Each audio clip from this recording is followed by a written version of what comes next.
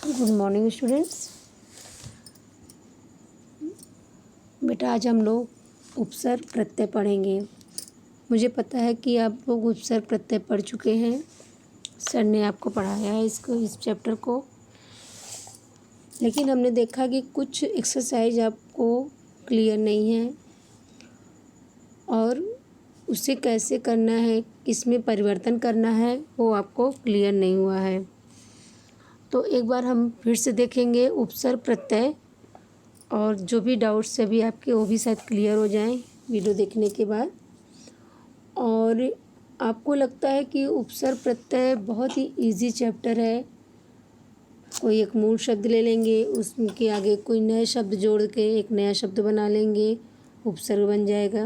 और उसी तरह एक मूल शब्द में प्रत्यय शब्द जोड़कर नए शब्द बना सकते हैं। लेकिन हमें उपसर्ग और प्रत्यय के शब्दों को मूल शब्द में जोड़ने के लिए या मूल शब्द से उपसर्ग प्रत्यय के शब्दों को अलग करने के लिए कुछ नियम होते हैं जिन्हें हमें ध्यान में रखना चाहिए, और उन्हीं को ध्यान में रखकर ही हमें उपसर्ग और प्रत्यय को छांटकर अलग करना चाहिए। सबसे पहले हम देखेंगे उपसर्ग की परिभाषा। वे लघुत्तम सार्थक शब्दांश जो शब्द के आरंभ में लगकर शब्द के अर्थ में विशेषता लाकर नए शब्दों का निर्माण करते हैं, उपसर्ग कहलाते हैं। यानी वो लघुत्तम सार्थक शब्दांश यानी एक ऐसा शब्द हो जो बहुत ज़्यादा बड़ा भी ना हो और बहुत ज़्यादा छोटा भी ना हो। छोटा तो चल भी जाएगा लेकिन बहुत ज़्यादा बड़ा नहीं होना चाहिए। लघुत्तम आपका एक वर्ड भी होना चाहिए, दो भी वर्ड होना चाहिए, ज़्यादा से ज़्यादा 3 वर्ड होना चाहिए। और शब्दांश यानी एक मूल शब्द होना चाहिए जिसके आरंभ में लगाकर हमें नए शब्द का निर्माण करना है। तो हमें किस प्रकार करना है, हमें ये ज़रूर ध्यान में रखना चाहिए। अब आपको जैसे हमने दिया था संकल्प, तो बच्चों ने लिखा था संधनकल्प या कुछ बहुत से तरह से आंसर आए, जो कुछ बच्चों ने ही राइट आंसर दिए थे। हमें सबसे पहले नियम को देखना चाहिए। आपने वर्ड पढ़ा होगा, वर्ड विचार, और क्लास मेरे ख्याल से क्लास 2 से आप पढ़ रहे हैं या हो सकता है क्लास 1 से भी पढ़ रहे हों।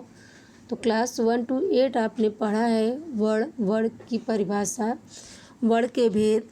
और वर्ड के भेद में आपने पढ़ा है वर्ड के 2 भेद होते हैं, स्वर और व्यंजन।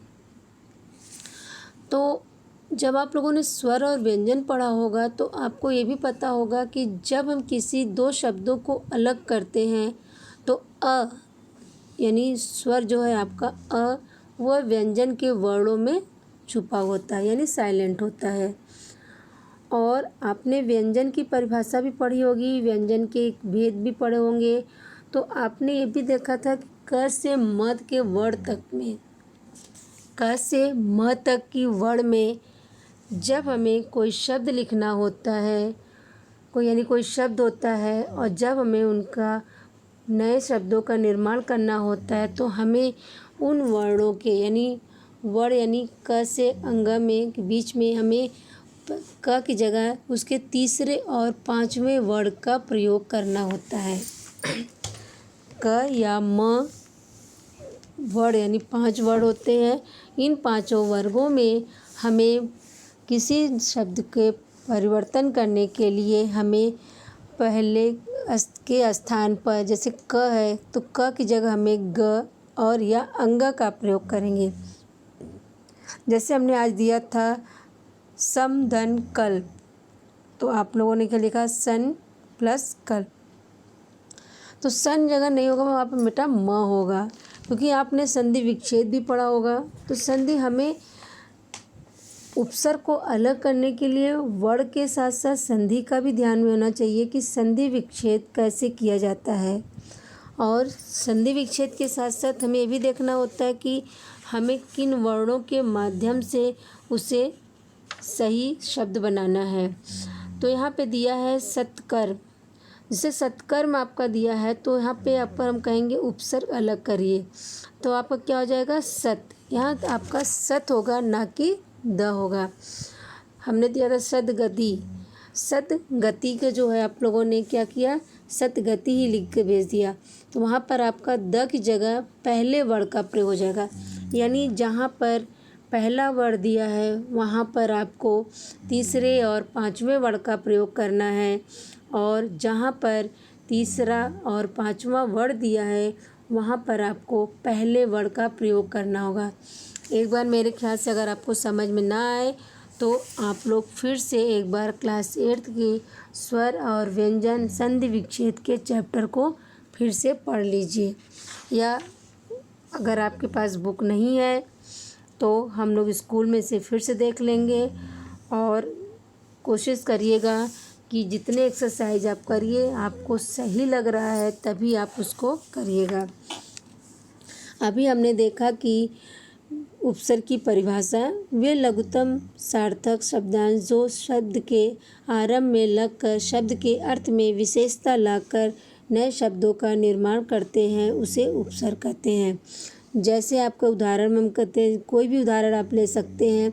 जैसे दिया उप प्लस कार, तो उप क्या है आपका उपसर्ग हो गया, और कार भी एक आपका शब्द हो गया। तो दोनों को मिला के क्या हो गया उपकार। उपकार का अर्थ क्या होता है भलाई। अब यहाँ पे एक चीज़ और ध्यान में देना बेटा कि जो आपका उपसर्ग होता है वह स्वतंत्र रूप से प्रयोग नहीं किया जाता है, और जो मूल शब्द होता है उसका स्वतंत्र अर्थ होता है, उसका हम स्वतंत्र रूप से प्रयोग कर सकते हैं। उसी तरह प्रत्यय भी का अपना स्वतंत्र रूप नहीं होता है, स्वतंत्र रूप से उसे प्रयोग नहीं किया जा सकता है, उसके लिए हमें मूल शब्द की आवश्यकता होती है। अब आप देखिए उपसर्ग के भेद। उपसर्ग के कितने भेद होते हैं, 4 भेद होते हैं। तत्सम उपसर्ग, तद्भव उपसर्ग, फारसी के उपसर्ग और अंग्रेजी के उपसर्ग। तो तत्सम उपसर्ग क्या है, तत्सम उपसर्ग वे उपसर्ग हैं जो संस्कृत से हिंदी में आए हैं। यानी जो संस्कृत के शब्द होते हैं और उनका प्रयोग हिंदी में किया जाता है उसे हम क्या कहते हैं, तत्सम शब्द कहते हैं। तत्सम मतलब संस्कृत के शब्द ही होते हैं और हमें उनका प्रयोग हिंदी में करते हैं, क्योंकि हम लोग आजकल संस्कृत का प्रयोग नहीं करते हैं ज़्यादा, और संस्कृत सभी को बहुत ज़्यादा आती भी नहीं है। तो इसलिए हम ऐसे विद्वानों ने भी ऐसे बहुत से शब्दों का संस्कृत के जो है उसको हिंदी में परिवर्तन किया है। अब आप देखिए यहाँ पे दिया हुआ है, आपके बुक में भी दिया है। देखिए यहाँ पे पहले देखिए परिभाषा, संस्कृत के उपसर्ग से बने अनेक शब्द हिंदी भाषा में प्रचलित हैं। इनमें से कुछ शब्दों के उदाहरण नीचे दिए जा रहे हैं। यानी संस्कृत के उपसर्ग से बने अनेक शब्द हिंदी भाषा में प्रचलित हैं। यानी संस्कृत के जो उपसर्ग हैं हम उन्हें किनसे परिवर्तन करते हैं, हिंदी में करते हैं। और शब्द देख लीजिए, जैसे दिया अति, तो अति का मतलब होता है अधिक। अब इससे आपको शब्द बनाना, अगर अब यह दिया अत्यंत, तो अत्यंत दिया है तो अत्यंत का अगर हम कहेंगे उपसर्ग निकालने तो आप क्या निकालेंगे, अति। उसी तरह आपका है अत्याचार, तो इसका क्या होगा, अति प्लस आचार।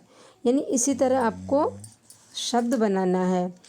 और आप जरूर अपनी बुक को एक बार फिर से पढ़ लीजिएगा, और अगर आपके पास नहीं है बुक तो हम आपको भेज भी देंगे। उसके बाद है आपका हिंदी के उपसर्ग। अब आप देखिएगा कि यहाँ पर हमने बहुत से ऐसे शब्द आपको दिखा रहे हैं, जैसे आपके तत्सम शब्द में ही है जो आज हमने भेजा है, जैसे कि आपको दिया है। अब आप तो सारे शब्द आपको क्लियर यहाँ पे दिखाई दे रहे होंगे, तो इसे आप एक बार फिर से पढ़िएगा पूरे चैप्टर को, और चैप्टर पढ़ने के बाद ही आप जो हमने एक्सरसाइज भेजा है उससे करिएगा, और जिन्होंने कर लिया है उससे एक बार फिर से मिला लीजिएगा। कुछ बच्चे आराम से फेयर करेंगे, कोई जल्दी नहीं कि आपको जल्दी में आपको करना है और गलत कर दीजिए। समझ के करिएगा, सही करिएगा, नहीं आ रहा छोड़ दीजिएगा, डिस्कस करके करिएगा। अब यहाँ पे दिया है उपसर्ग क्या है, अर्थ उसका क्या होगा, और उदाहरण। जैसे आपका दिया है उपसर्ग अ का अर्थ है निषेध। अब निषेध मतलब है अभाव, अहिंसा, अज्ञान, अधर्म, असाध, अकाल आदि। देखिए अभी आपको हमने आज जो इस वीडियो में भेजा था, यानी इसके पहले वीडियो में आपने देखा था, हमने आपको दिया था सत्कर्म, सद हमने दिया था सदगति। तो यहाँ पर देखिए दिया हुआ है सदगति, दिया हुआ होगा आपको देखेंगे तो यहाँ पे दिया है सत्कर्म, सदगति, सद्भावना, सत्पुरुष, सत्संग आदि। अब इसका उपसर्ग क्या है? सत होगा। ठीक बेटा, अब आपको मेरे ख्याल से इसमें समझ में आ ही रहा होगा। और उसी तरह है सेकंड तद्भव उपसर्ग। तो वे उपसर्ग जो मूलतः संस्कृत के उपसर्गों से विकसित हुए हैं हिंदी के उपसर्ग कहलाते हैं। यानी वे उपसर्ग जो संस्कृत के उपसर्गों से विकसित हुए हैं, यानी उनका विकास करके प्रयोग किया गया है, उसे हम हिंदी के उपसर्ग कहते हैं। तद्भव मानी हिंदी के शब्द। अब यहाँ पे दिया है कई शब्द दिए हैं, हम एक दो शब्द दिखाएंगे, पूरे शब्द आप अपने अनुसार पढ़ लीजिएगा बुक में। हम आपको एक दो शब्द पढ़कर बता दे रहे हैं। देख लीजिए अ और अन, यहाँ अर्थ है अभाव और निषेध। तो यहाँ पर शब्द अब बनेगा, अ से भी आप शब्द बना सकते हैं और अन से भी। अब यहाँ पर जैसे अन से बनाना है तो आप क्या बनाएंगे? अनबन, अनपढ़, अनहोनी, अनजान, अछूत आदि। यानी अ के यहाँ पर अभी इन्होंने खाली अ आपको लगाया, लेकिन अन से आपको बनाना था, तो इन्होंने अ का प्रयोग करके आब्लिक करके अन कर दिया। तो यह इसके आप अ से भी आप बना सकते हैं और अन से भी शब्द बना सकते हैं। अ आपका लग जाएगा अनबन, अनपढ़, अनहोनी, अनजान, अछूत आदि। लेकिन जब अब अगर आप यहाँ पर अ से बनाएंगे तो नबन कोई शब्द नहीं होता है और हमें मूल शब्द का अर्थ बनाना है, तो इसलिए आपको यहाँ पर अन से ही शब्द बनाना है। अन आपका अलग हो जाएगा और बन आपका मूल शब्द हो जाएगा। उसी तरह अन पढ़, अन आपका उपसर्ग हो जाएगा, पढ़ आपका मूल शब्द हो जाएगा। अनहोनी, अन आपका उपसर्ग, होनी आपका मूल शब्द। अनजान, अन उपसर्ग, जान आपका मूल शब्द। अछूत, अब यहाँ पे देखिए अ से हमने क्या प्रयोग किया है?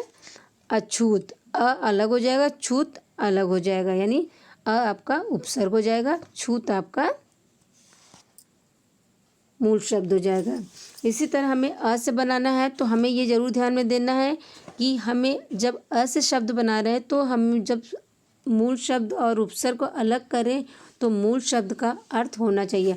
क्योंकि अगर हम यहाँ से अ से अनबन बनाएंगे तो नबन कोई शब्द नहीं है, कोई इसका सार्थक अर्थ नहीं दे रहा है, इसलिए हम इसका अ से नहीं बना सकते हैं। इसलिए हम यहाँ अन से बनाएंगे और अ से बनाएंगे अछूत। तो इसलिए अछूत जब बनाएंगे, जब उपसर्ग और मूल शब्द अलग अलग करेंगे तो अ आपका उपसर्ग हो जाएगा, छूत आपका मूल शब्द हो जाएगा। और ये पेज, दोनों पेज आप ध्यान से देख लीजिएगा। इसके आधार पर कुछ एक्सरसाइज हमने आपको दिया भी है, उसे मिला लीजिएगा, जो आपके गलत है उसे आप मिला लीजिएगा।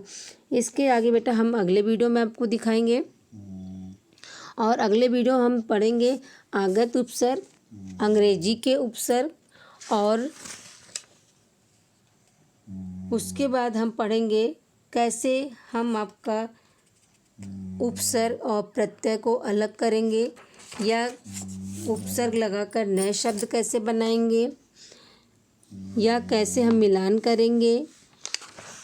और हम उसके साथ साथ बहुविकल्पिक प्रश्न देंगे कि हम उसके एक आपका क्वेश्चन देंगे कि आपको जैसे उसमें दे दिया जाएगा कि आपके क से आपको क उपसर्ग है, उसमें आपको मूल शब्द लगाकर नए शब्द का निर्माण करना है। तो ये बेटा हम अगले वीडियो में पढ़ेंगे। आप जो भी चीज़ें करिए ध्यान समझ के करिएगा और पढ़ के करिएगा, और ना समझ में आ रहा हो तो एक बार पिछली बुक यानी क्लास 8th की बुक, जिनके पास क्लास 9th की नहीं है वो 8th की बुक भी उठा के देख सकता है। डिफिनेशन, एक्सरसाइज सब रहती है, बस थोड़े से चेंजेस हो जाते हैं। तो सबसे पहले आप लोग वर्ड पढ़िएगा, वर्ड के साथ साथ संधि विच्छेद पढ़िएगा, इनके साथ साथ तब आप लोग उपसर्ग प्रत्यय जब करेंगे तो आपको समझ में आएगा और उसे आप सही तरह से कर पाएंगे। और उसके बाद भी अगर कोई डाउट्स है आपके तो हम लोग जूम क्लास में डिस्कस कर लेंगे। और ये वीडियो बेटा यहीं पे समाप्त करते हैं। अगले वीडियो में इसके आगे भी देखेंगे और इस उपसर्ग होने के बाद हम प्रत्यय भी डिस्कस करेंगे, फिर समाज भी डिस्कस करेंगे और फिर तब न्यू चैप्टर स्टार्ट करेंगे। क्योंकि जितना चैप्टर आप लोग पढ़ चुके हैं उतना आपको क्लियर होना चाहिए। आगे बढ़ने से या आपको नहीं समझ में आ रहा है, हम आगे बढ़ते जाएं और आप खाली जो है हमारे साथ साथ बढ़ते जाइए। आपको चीज़ें क्लियर ना हो तो कोई फ़ायदा नहीं। आपको जितना समझ में आए हम आपके साथ चलेंगे, क्योंकि आपको समझ में आना चाहिए। और आप जो भी डाउट्स हो उसे क्लियर करने के लिए एक रफ़ कॉपी पे सारी चीज़ें नोट किया करिए, हम लोग उसे डिस्कस करेंगे। और एक चीज़ और कहेंगे बेटा, जो आप फेयर कॉपी में नोट कर रहे हैं, आपको जो डाउट्स लग रहे हैं उसे पेंसिल से करिएगा या छोड़ दीजिएगा। और कुछ हमने देखा भी है, कुछ बच्चों ने गलत भी किया है। जूम क्लास में अगर हो सके तो वो आएंगे, ऐड होंगे तो हम उनसे डिस्कस भी कर लेंगे। नहीं आते हैं तो फिर स्कूल में डिस्कस करेंगे। लेकिन उपसर्ग प्रत्यय अलग करने के लिए या उपसर्ग प्रत्यय मूल शब्द में लगाकर नए शब्द का निर्माण करने के लिए या मूल शब्द से प्रत्यय या उपसर्ग अलग करने के लिए आपको वर्ण की विशेषताएं, वर्ण विच्छेद, संधि विच्छेद और साथ साथ में व्यंजन के बारे में आपको जानकारी होनी चाहिए। तो सबसे पहले आप लोग वर्ण पढ़िएगा, वर्ण की भेद पढ़िएगा, स्वर और व्यंजन उनके बारे में पढ़िएगा, उनके डिफिनेशन पढ़िएगा, उनके एक्सरसाइजेज पढ़िएगा और साथ साथ संधि विच्छेद के भी चैप्टर एक बार रीड कर लीजिएगा, जिससे आपको उपसर्ग प्रत्यय को अलग करने में मूल शब्द से आसानी होगी और आपको समझ में भी आएगा। तो ये वीडियो बेटा यहीं पे समाप्त करते हैं। इसके आगे हम लोग अगले वीडियो में पढ़ेंगे। थैंक यू बेटा।